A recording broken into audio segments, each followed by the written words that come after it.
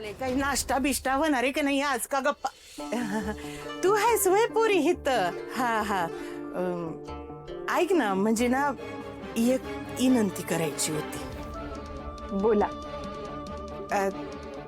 तुझ्या भावाला म्हणजे जामकर साहेबांना सांगायचं का श्यामलचं प्रकरण आहे ना ते मिटवून टाका.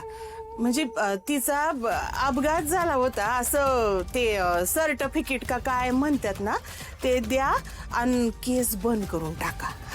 हो नाही म्हणजे असं कसं सांगणार ना. आणि खरं सांगू का मी दादाच्या कामात मध्ये पडतच नाही. आणि जर श्यामलताईंचा खून झाला असेल तर तो अपराधी सापडायला हवा ना. आणि दादा त्याला नक्की शोधेल.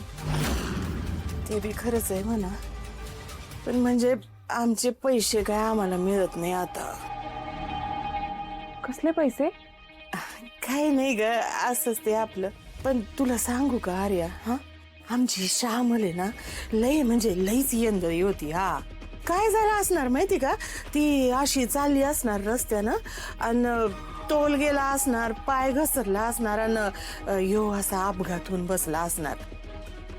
तू आहे ना हीच सगळं जामकर साहेबांनी सांगायचंय ते तुझं ऐकते आली. दादा ह्या बाबतीत माझंच काय कोणाचंच ऐकत नाही. माझा दादा खूप प्रामाणिक आहे. अहो प्रामाणिक आहे माहितीये मला प्रामाणिक आहे. आलाय मोठा प्रामाणिक वय गे आर्या. जेव्हा तुझ्या तुपामध्ये भेसळ सापडली होती सगळ्यासनी कळलं होतं ते हा तेव्हा हिचं सामान बी जप्त झालं होतं. पण हिच्या भावानं ते प्रकरण दाबलं. काय माहिती नाही का काय मला आली मोठी सांगणारी प्रामाणिक आहे म्हणून. हा हे बघ या जगामध्ये कुणी साधं सुद्धा नाहीये. सगळ्यांना आहे ना पैसा पाहिजे नुसता पैसा. तुला आणि तुझ्या भावाला बी पैसाच पाहिजे म्हणून तुम्ही हे सगळं आमच्या असं मागे लागलेली. काही कळत नाही का काय मला वय ग? हा तू तुझा भाऊ काय गुण आणि रंग उधळताना चांगलंच माहितीये मला. हा प्रामाणिक आहे म्हणे भाऊ. अहो आर्या ताई थांबा. अहो आमच्या रंजना आत्याबाई अशाच आहेत. तुम्ही नका मनावर घेऊ. थांब. दाले काय झालं गेलं? कोण काय बोललं का? चिमणे काय झालं? काय रडतेस तू? काय रडते हे?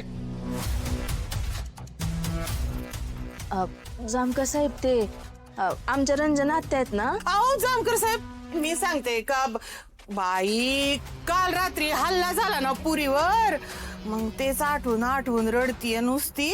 म्हणजे ना घाबरायला झालंय तिला आणि मी फक्त विचारायला गेले की नाही तिला